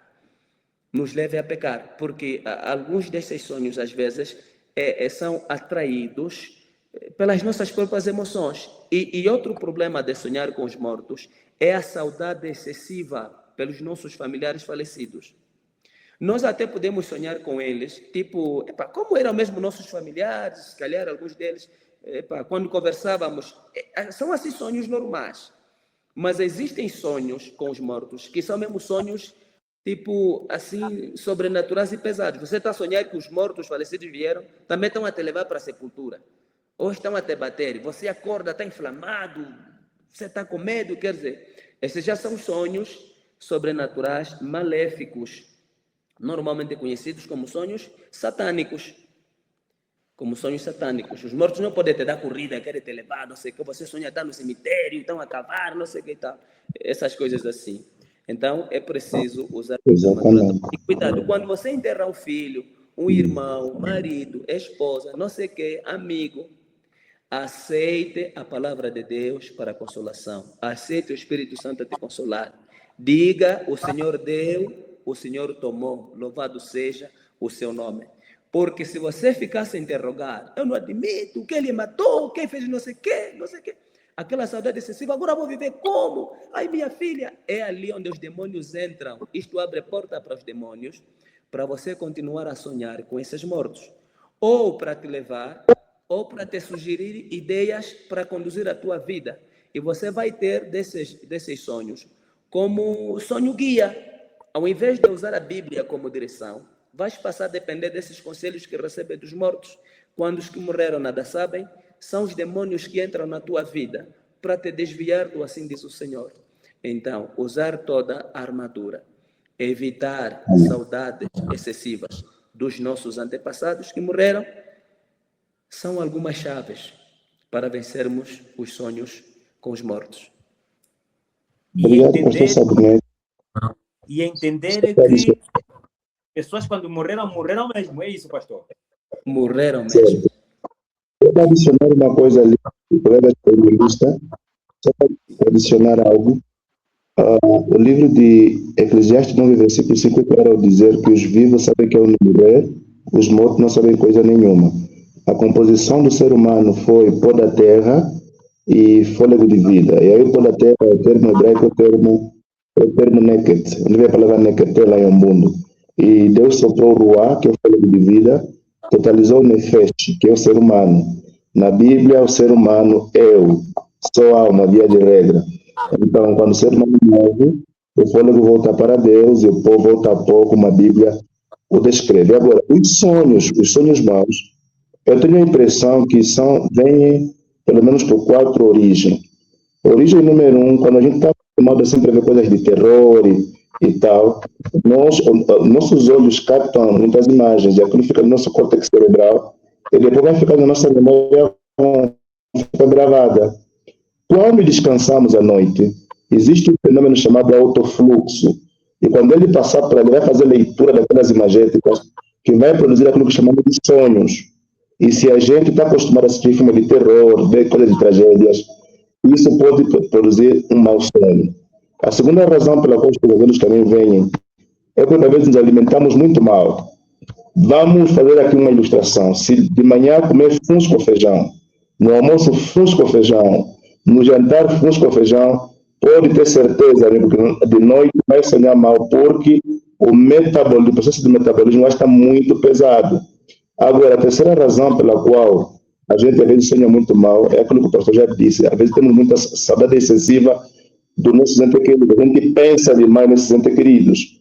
E se não for por esses meios, então a razão pela qual estamos a ter um sonho maligno pode ser por um último meio, que é um ataque demoníaco. Mas a gente tem que entender que quando um aparente irmão que já morreu, um aparente ente parente que já morreu, um ente querido que já morreu, veio nos procurar, temos que saber definitivamente que aquele que veio de noite não é o nosso ente querido, mas veio um demônio em forma daquele que já morreu. Essa é a posição bíblica. Exato. Vamos prosseguir, pastor. A próxima questão é: esclareçam-me a seguinte dúvida. No livro de Mateus 17, 1 a 13, nos diz que Jesus esteve no Monte da Transfiguração e ali foi visitado pelo Moisés e Elias. Olhando numa perspectiva profunda e espiritista, Jesus não foi consultar os seus antepassados? E outra questão. Sabemos nós que a nossa crença como africano é centrada na espiritualidade. Queria saber quais são os pontos convergentes da crença espiritista e cristã. Senhores, vamos embora. Estamos abrindo Segundas de Reis. Segundas de Reis, o capítulo 2. Os versos 9 a 11 diz assim: Depois de atravessar, Elias disse a Eliseu: O que posso fazer em seu favor antes que eu seja levado para longe de você? Respondeu Eliseu: Faze de mim o principal herdeiro de teu espírito profético. Disse Elias: Seu pedido é difícil, mas se você me ver quando eu for separado de você, terá o que pediu. Do contrário, não será atendido. De repente, enquanto caminhavam, verso 11, e conversavam, apareceu um carro de fogo puxado por cavalos de fogo que os separou, e Elias foi levado aos céus no redemoinho. Então, temos aqui a certeza de que Elias não morreu, não foi enterrado, ele foi levado para os céus. O que é diferente de Samuel, que fizemos a referência ao capítulo 28 de 1 de Samuel, que diz que Samuel morreu e foi enterrado. E quando Saul foi ter com a feiticeira, fizeram subir o espírito de Samuel da sepultura. Subir, não desceu, para dizer que ele estava no céu. Então, isso é prática satânica. Mas a questão aqui com Elias é que ficou mesmo claro que ele foi para os céus. Quando Jesus, no Monte da Transfiguração, desce Elias e Moisés, e nós temos a referência bíblica de como realmente na epístola de Judas, né, antes do livro de Apocalipse, faz referência de que o arcanjo Miguel contendeu, quer dizer, discutiu com Satanás acerca do corpo de Moisés que estava na sepultura. E isso nos prova que, afinal, Moisés também foi ressuscitado e Elias foi diretamente para os céus. Não nos faz confusão de que, quando Jesus estava na angústia extrema, Deus tivesse que enviar Moisés e Elias para fortalecer a Jesus e lhe lembrar o testemunho de que, se Jesus fracassasse no plano da salvação, aqueles que já tinham ido para os céus, como prova de que quem crê em Jesus viverá eternamente, então isso perderia o seu objetivo, a salvação perderia graça, perderia objetivo, perderia o seu foco, o seu ponto mais alto. Então, não se trata que esses estavam mortos E então Jesus, no Espiritismo, consultou os seus antepassados. Não, eles estavam mesmo no céu e Jesus os conheceu. Jesus é eterno. Entraríamos, se calhar, noutra, enfim, noutro tema, mas assim fica mesmo certo de que Moisés e Elias estavam fisicamente vivos nos céus. Não eram seus espíritos. Muito Permita-me obrigado. só- Eu queria que o pastor Dalicateiro acrescente. Permita-me só já chegar ali. A mesma questão. Sim. O Celestino Máquina, ele diz que eu estou morando no Brasil. Aqui estou vivenciando o verdadeiro espiritismo praticado pelas religiões ditas de matriz africanas. Minha questão é, o aparecimento de Moisés e Elias, no momento da transfiguração, conversando com Jesus Cristo, e visto pelos discípulos Tiago, Pedro e João, foi literal ou não? Essa é a questão. Foi literal ou não? Se foi literal, podemos concluir que os mortos podem conversar com Não, primeiro temos que desacreditar que Elias e Moisés não estavam mortos. Nessa altura estavam vivos no céu e como vivos fisicamente poderiam descer e serem vistos numa visão real, sem nenhum problema.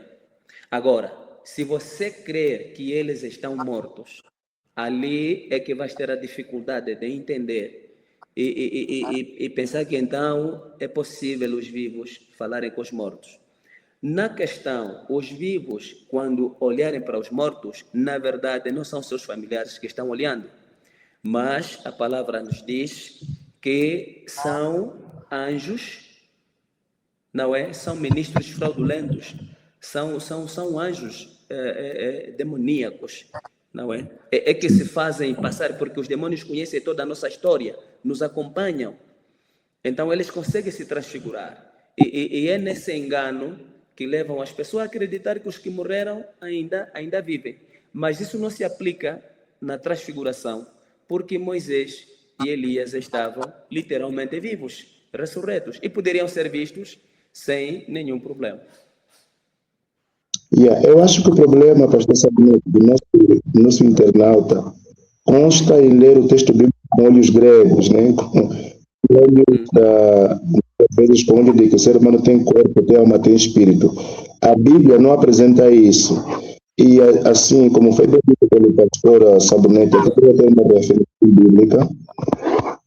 Aqui no livro de Lucas, capítulo 24, a gente vai perceber que era mesmo Moisés e Elias, literalmente. Não havia nenhum espírito. Eu tomo a leitura. Lucas 9, versículo 28. Diz que aconteceu que quando 8 dias depois, né? Aconteceu que quase 8 dias depois, essas palavras, tomou consigo a Pedro, a João e a Tiago e subiu ao monte a orar. Versículo 29. Estando ele orando, transfigurou-se a aparência do seu rosto e o seu vestido ficou branco e muito resplandecente. Versículo 30, até que a tua resposta, amigo. Versículo 30. E eis que estavam falando com ele 2 varões, olha aqui, 2 varões, que eram Moisés e Elias. O versículo está dizendo de forma muito clara que havia 2 homens.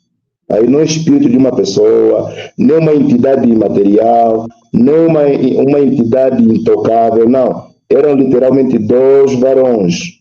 E esses 2 varões que eram Moisés e Elias, diz o versículo 31, os quais apareceram com glória e falavam da sua morte, a qual havia de cumprir-se em Jerusalém. Ou seja, Moisés e Elias apareceram ali com glória celestial.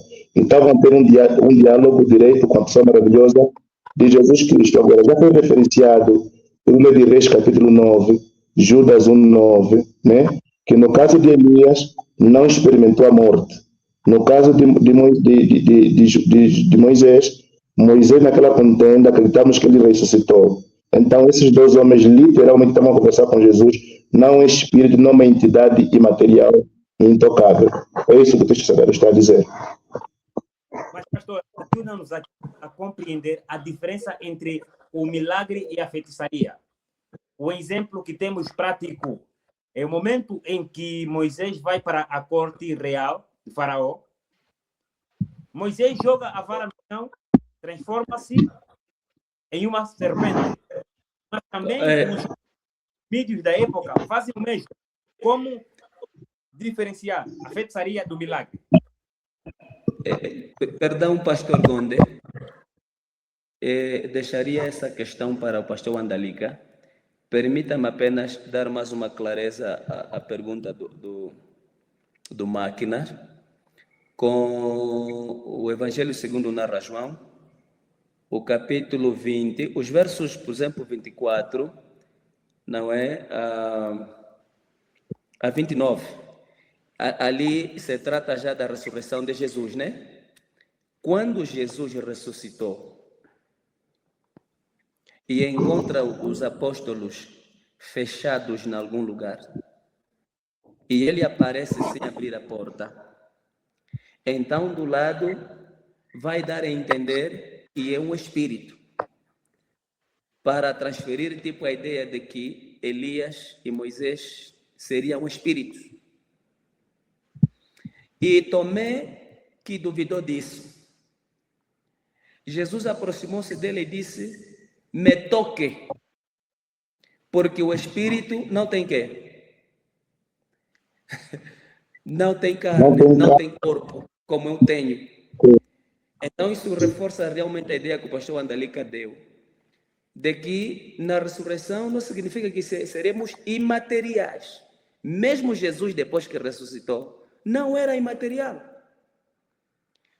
Tinha o corpo glorificado, que poderia se movimentar numa esfera espiritual, diferente da que é limitada unicamente, geograficamente, fisicamente, como nós, mas ao mesmo tempo, também ele tinha corpo que dava para lhe pegar, dava para lhe saudar, e Tomé acreditou. E quando Jesus mesmo ressuscitou, faz referência ao Novo Testamento, de que alguns que tinham morrido ressuscitaram naquele perímetro e foram vistos na cidade, no caso a cidade de Jerusalém. Foram vistos na cidade. Então, são corpos materiais. A prova é do próprio Cristo. A prova também é de Lázaro, quando ressuscitou. Tinha corpo. Tinha corpo. Jesus tinha corpo. Então, não se refere a ver Moisés e Elias como um espírito. Pronto, pastor Wandalika, tem outra pergunta a responder. Obrigado. Pastor, obrigado. Querido amigo, você faz a pergunta. A diferença que existe entre um milagre e uma magia é que o milagre não é uma ação divina. Faz parte da esfera supra-racional. Deus atua, né? Por um momento ele suspende, mas não anula, né? Ele suspende a ordem natural das coisas para poder operar uma coisa assim de forma instantânea, como transformar a água em vinho, né? Como nós lemos em João. Aquilo realmente é um milagre. Já a magia, né? As coisas feitas por Satanás, aquilo é simplesmente uma questão de ilusão de ótica, de troca. Isso está intrinsecamente ligado com a questão da hipnose, né? Satanás tem essa capacidade tipo, de nos fazer ver um pau em forma de uma serpente. Assim, não é de admirar que quando Moisés levou aquela serpente ali e transformou, e foi transformada mesmo numa serpente literal, naquela época lá no Egito acreditava no Deus Mebacaú. Esse Deus Mebacaú era Deus das serpentes. Então, quando Moisés pegou aquela vara, literalmente quem o terá transformado foi o próprio Deus, numa serpente real.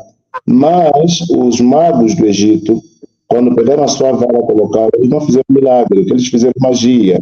E a magia é simplesmente uma questão de ilusão de óptica. Então, a diferença entre um milagre e a magia, né, é que na magia a coisa aparenta ser, mas não é. E no milagre a coisa é de concreto. E quem tem poder único de operar milagre é o Deus Todo-Poderoso. Satanás apenas faz imitações comuns. Como Santo Agostinho dizia que Satanás é um macaco de Deus, né? Ele gosta de fazer muitas imitações. Então essa é a diferença entre milagres e também magia. Magia é ilusão de ótica, ao passo que milagre é a atuação de Deus sobrenatural segundo o determinado evento. Mas, pastor, como poderíamos explicar a transformação da serpente? É algo real ou não? Aos olhos daqueles que eram inocentes, por exemplo, de nós como seres humanos normais que a gente não vê, não conseguimos entender os bastidores da sua plenitude entre o bem e o mal, a gente vai ver aquilo como se fosse uma serpente. Mas o próprio indivíduo mesmo que está a operar aquela ação de ilusão de ótica, ele mesmo está convicto que aquilo não é a serpente como tal. Então, os seres humanos normais, limitados no tempo e no espaço, pecadores que não veem na plenitude o evento sobrenatural, vão entender aquilo mesmo uma serpente, mas o próprio mágico em si, o próprio Satanás, e Deus lá em cima sabe que aquilo realmente não é serpente coisa nenhuma, não aconteceu nenhuma transformação, aquilo é simplesmente uma imitação, uma aparência. Então, o parecer ser não é ser. Agora, Deus não faz parecer as coisas, ele faz as coisas acontecerem, ao passo que Satanás faz as coisas se parecerem. Essa é a diferença. E como podemos explicar para os nossos amigos a questão que acontece no deserto quando muitos deles estavam morrendo e Deus ordena que pudessem levantar a serpente, não é? Aquelas foram mesmo serpentes, foram serpentes reais. Foram serpentes reais. A única serpente que não foi real ali era uma réplica de uma serpente, foi a serpente de bronze. E a gente pode admirar que no deserto, né, no deserto tem havido muitas serpentes, tanto é que quando João Batista usa essa analogia, a frase dos fariseus, ele diz raça de víbora que ele ensinou a fugir da era futura, porque ele tinha em mente a cultura das serpentes no deserto. Então, é comum no deserto encontrar-se cascavéis e também escorpiões. Agora, aquelas serpentes eram mesmo reais, mas a de bronze era apenas uma réplica, né, uma imitação, uma dramatização das serpentes reais. E aqueles eventos dos ataques foram super reais, não tinha nada de sobrenatural. Eram eventos reais, como aconteceu naquele momento. Mas que Deus usou, certo, Deus usou para punir os rebeldes, assim como ele usou a natureza para punir os antediluvianos. À vontade, pastor. Sim, nós estamos mesmo já a terminar.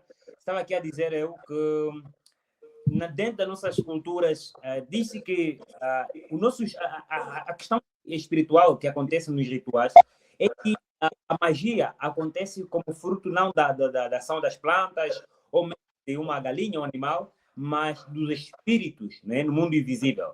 Então, toda a magia acontece através deles. Agora, como podíamos explicar para pessoas com esta concepção, quando em vários momentos na história bíblica, vemos Deus usando, por exemplo, a serpente de bronze, usando, por exemplo, na época de Eliseu, a farinha para poder inibir, não é, o veneno. Em vários momentos, Deus usando uma ou outra coisa para que o milagre pudesse acontecer. Como podemos explicar situações do gênero quando pessoas trazem questões semelhantes, mas no contexto espiritista? Ok. Obrigado pela resposta que o pastor Andalica deu. E vamos começar ali. Não podemos isolar a serpente que se transformou, aliás, a vara que se transformou em serpente, lhe isolar de outros milagres que aconteceram, como o rio que se transformou em sangue, rãs, piolhos, saraiva, tudo isso. Nós temos que analisar que a vara que se transformou em serpente está dentro desses milagres todos que Deus estava a fazer através de Moisés. E esses milagres todos foram literais. Foram literais. Porque se pensarmos que a vara foi tipo uma ilusão, ou então uma semelhança com o espiritismo ou com a magia, então vamos olhar a água da mesma forma. Os egípcios, quando tentavam imitar, eles tinham uma imitação, mas que não era eficaz, que não funcionava. Mas quando Deus orientava Moisés a fazer aquilo acontecia para mostrar que ele tem poder sobre toda a criação e mostrar que ele pode punir todos os deuses assim adorados por aquelas nações pagãs. Mostrar que ele tem poder para libertar o seu povo. Então, Deus tem poder sobre as leis da natureza, foram criadas por ele. por tudo que ele criou, por todos os homens e tudo que se chama de Deus. Então, esse quadro todo. Quando Deus, ao longo do deserto, manda Moisés a levantar uma serpente de bronze, a serpente era mesmo de bronze, como está, não algo que. Quando se estuda esse verso, entende-se que no ramo da medicina, às vezes, aquilo que nos causa a doença é usado no processo da fabricação do medicamento que combate essa doença. Tem um termo ali técnico, que não me vem agora na mente. Estás a ver? Quer dizer, tipo, para combatermos, por exemplo, as picadelas, por exemplo, isso acontece na Lucira. Para combater a picadela de um lacrau, tem que se tomar também o veneno do lacrau. O que fazem na Lucira? Pegam no lacrau, colocam no frasco com gasolina, o lacrau vai ali morrendo naquela gasolina e tal, um frasquinhozinho ali, e vai expelindo todo o seu veneno ali na gasolina. Assim que morrer, tira seu lacrau. Aquilo é medicamento contra picadelas de lacrau. A pessoa é picada, toma aquilo, é gasolina com coisa, a pessoa cura. Era o princípio de saúde que o Senhor, pelas leis da natureza, já havia ensinado. E eu que estava a passar. Do outro lado também, tem um assunto teológico pesado de como Satanás, a antiga serpente, não é? Que nos causa esses males todos, que no processo da disseminação do mal na terra, Satanás também entra no processo. Quando Deus purificar a terra do pecado, os nossos pecados todos perdoados, os pecados não ficam só assim perdoados e nós estamos livres. Satanás fará parte do processo da purificação, porque todos esses pecados acabarão sendo carregados sobre a cabeça de Satanás e será destruído definitivamente. E se acompanhássemos o registro da Bíblia, mesmo essa tal serpente de bronze, depois que as pessoas terem chegado já em Jerusalém, não é? Na terra de Canaã, digo, e passaram a adorar aquela serpente e lhe chamar de Neusta como Deus, porque no deserto é que nos livrou, veio um rei espiritual e destruiu aquilo. Porque tinha uma lição específica no momento. Então, não é problema que Deus, ao fazer o milagre, use um ramo de árvore para purificar a água, use sal para purificar a fonte, use não sei o que, a farinha para purificar a morta ali da panela, sem nenhum problema. É o Senhor que orientou e nós devemos obedecer. Agora, quando é alguém que não é Deus a orientar, então estaremos a cair no espiritismo. É por ali. A vontade depende de Deus, o milagre depende de Deus, não é da pessoa em si. Não é da pessoa em si, é mais ou menos nesses moldes. Pastor, nós vamos mesmo culminar com a nossa programação, mas antes queríamos mesmo terminar apresentando esta última questão, que é do Celestino Cafuinda. A sua questão diz: quanto aos rituais africanos, como Efiko, o Equenge, se for assim mesmo que se escreve, né, estão também relacionados ao espiritismo? São rituais espíritas? Sabendo que o espiritismo tem um criador que é Alá Kardec. O que os pastores no painel têm a dizer sobre rituais africanos, particularmente os angolanos? Perdão, tornar a tomar a palavra, pastor Wandalika, porque a minha cultura faz essas cerimônias de Equenge e Efiko, ok? Equenge é a circuncisão. É isso. E isto é bíblico. E isso chegou na África através mesmo do povo de Israel, a quem Deus havia dado isto como sinal. A circuncisão. Muitos judeus vieram parar na África, os etíopes foram buscar esse conhecimento no rei Salomão, isso veio para o Egito também. Então, acabou nos atingindo, mesmo não sabendo alguns a história real do Equenge. Só que, de uma forma cultural, sem as pessoas entenderem a Bíblia, o grupo de rapazes é colocado lá na mata, então são circuncidados, e lá na mata fica como uma escola, onde aprendem a caçar, aprendem as canções de ser homem, aprendem lições de que quando casar tem que fazer assim, tem que fazer assim. Quer dizer, é uma escola na mata, até curarem, e então são entregados à sociedade, aos filhos, aos seus pais, e ali estão em condições de quando em quando terem algum poder econômico, casarem. Nessa visão, isso não tem feitiço nenhum. Nessa visão não tem feitiço. Agora, os tais que processam a circuncisão, às vezes os tais mestres que tocam os tais batuques naquelas festas, é que invocam demônios para a masculinidade desses rapazes. Então, é nesse sentido em que, como a circuncisão ficou reduzida a uma questão de saúde para evitar o câncer do prepúcio, qualquer coisa assim, então a circuncisão para nós é feita no hospital e ponto final. Assim nos livramos de alguma possível contaminação, porque nessas festas de graduação, não é? Depois da circuncisão, as batucadas feitas são evocações também a demônios. E dentro daquelas batucas, de alguns batuqueiros, tem penas de aves, de rapina, de unhas, de não sei o quê. São elementos ligados realmente à evocação demoníaca. Isto eu afirmo porque é minha cultura. No entanto, quando a gente faz aquilo no hospital, estamos livres. Então, nós já não podemos mandar lá nas matas nosso filho, porque alguma outra coisa pode acontecer. Mas as lições culturais, tradicionais, é só para mostrar que o rapaz é rapaz e ele deve ter capacidade de adquirir riqueza, algum poder para sustentar a família.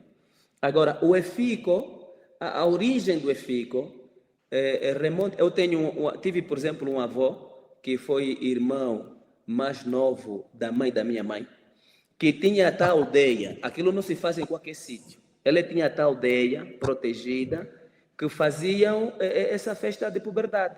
As moças, quando crescem, antes de se casarem, passam por essa festa, tipo um agradecimento de que cresceram, não podem casar só assim. Matam-se reses, animais, depois disso. Mas também a festança envolve batucadas. Não vai faltar alguém aí que evoque demônios.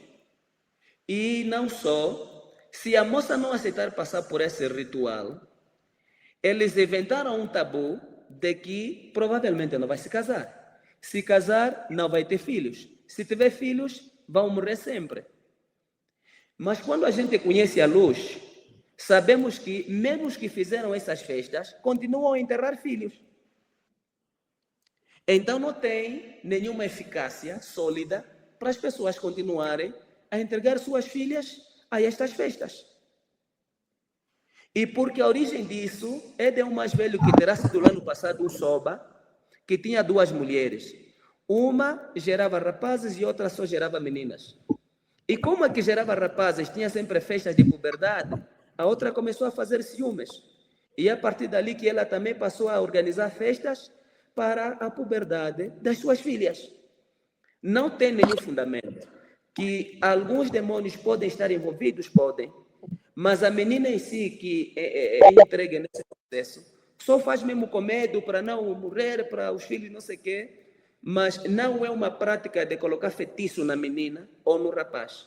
Mas os mestres que fazem isso, um ou outro, podem invocar demônios sobre as pessoas.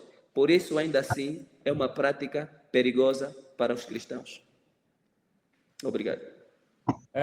Pastor, para o irmão Celestino e talvez muitos outros, na página do Projeto Aberto, temos uns 3 episódios em que falamos do EFICO e o EFUENGE.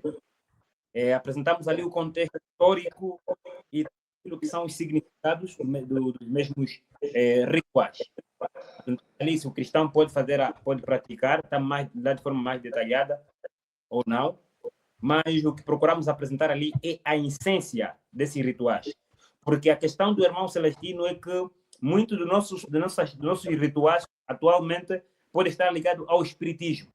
E o que acontece é que muitas das nossas práticas hoje, elas se tornaram práticas sincréticas. Não é que tinham um bom fundo, mas que em algum momento foram sendo acrescentada uma ou outra coisa e que acabaram perdendo aquilo que é a sua originalidade, o seu verdadeiro pendor. Portanto, e isso acaba levando-nos a certa abstinência de certas coisas, mas que se nós retirarmos a essência daquilo que é a prática de certo hábito cultural, né? Sem que venha ferir os princípios bíblicos, como cristãos, somos livres. Mas se há alguma coisa acrescentada, como o pastor já disse, que acaba levando a ferir os princípios bíblicos, temos que nos abster disto. Obrigado, pastor, por esse contributo. Pastor Wathalika, últimas palavras com base naquilo que é a temática de hoje, como enfrentar o espiritismo. Últimas palavras em 1 minuto, pastor. Obrigado, pastor. Deus abençoe mais uma vez. E dizer ao telespectador o seguinte: a palavra do Senhor clara em Tiago 4, versículo 7, dizendo: sujeitai-vos, pois, a Deus, resisti ao diabo, e ele fugirá de vós. A gente entende que, por detrás dos bastidores do espiritismo, está Satanás e seus secretários sentadinhos ali. E o fim deles é óbvio, porque o livro de Mateus, capítulo 25, versículo 41, a Bíblia diz que o fogo do inferno foi preparado para ele e os seus anjos.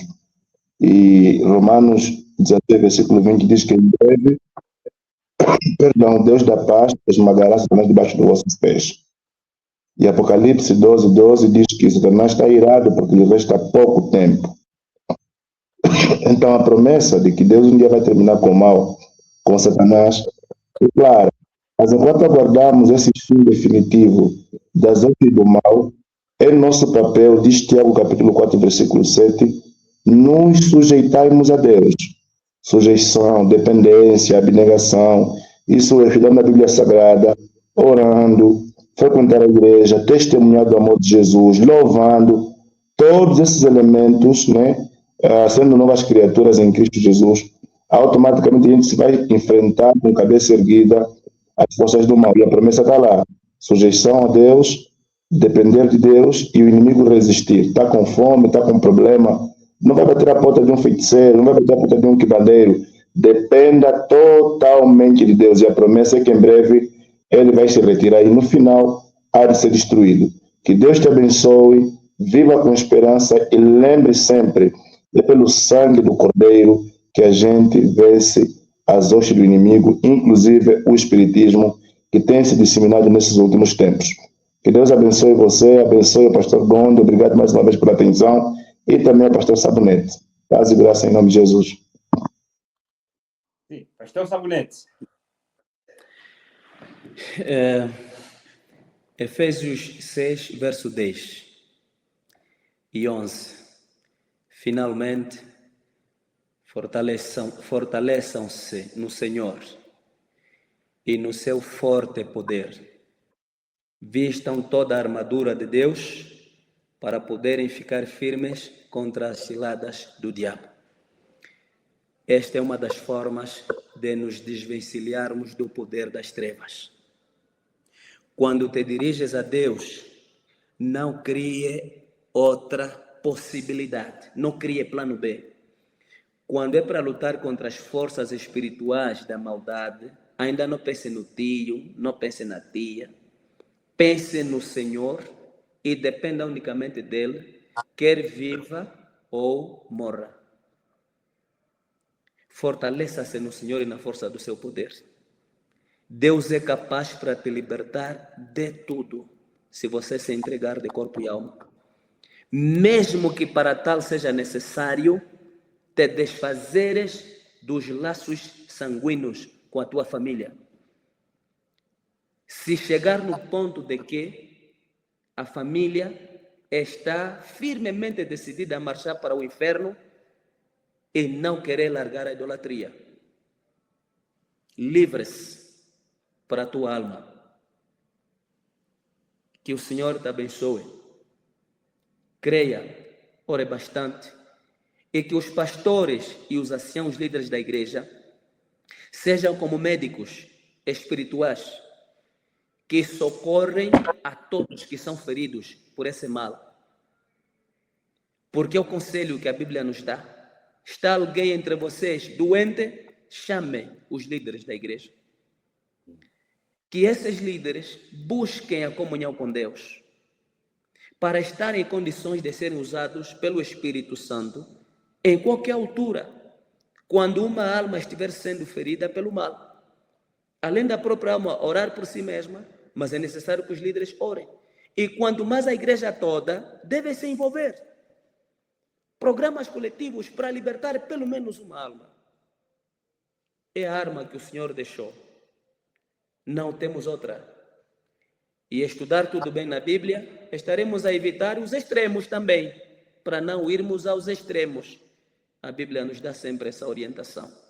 Obrigado por ter feito parte desse painel com o pastor Andalica e na monitorização do pastor Gonde, e a todos os internautas, aos que fizeram perguntas e aos que apenas ouviram, e com certeza daqueles que também oraram para que o programa chegasse ao final. Porque quando se toca nesse tema, quando é pregação numa igreja ou em algum lugar, ou a luz vai, ou os micros falham, ou alguém desmaia, não é? Há sempre algum empecilho. Agradecemos a Deus por termos chegado ao final. Muito obrigado.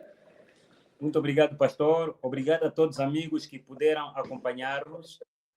A este preciso momento estaremos a nos despedir. Voltaremos a encontrar-nos após a próxima semana. Após a próxima semana, voltaremos a estar aqui para mais uma mesa teológica. Você que deseja estudar a Bíblia e quer estudar a Bíblia com os nossos professores que estão espalhados no nosso campo da União Sudoeste de Angola, você pode ser nosso membro.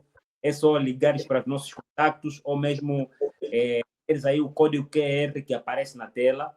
Esses cursos, nós estamos a providenciar os cursos de Daniel, Apocalipse, Santuário e muitos outros cursos. Você recebe um guia digital para que possa facilitar o teu aprendizado. Se você deseja estudar a Bíblia, então venha inscrever-se, entre em contato conosco para fazer parte da turma de estudos bíblicos. Muito obrigado a todos que nos acompanharam. Vou encontrar-nos na próxima oportunidade e que até lá Deus abençoe. E também a você que tem problemas psicológicos, não se esqueça que nós temos também uma área psicológica com pastores, capelães, psicólogo. Então, você que tem problemas de ansiedade, então entre em contato também conosco. Obrigado e até ao próximo episódio. Que Deus abençoe a todos nós.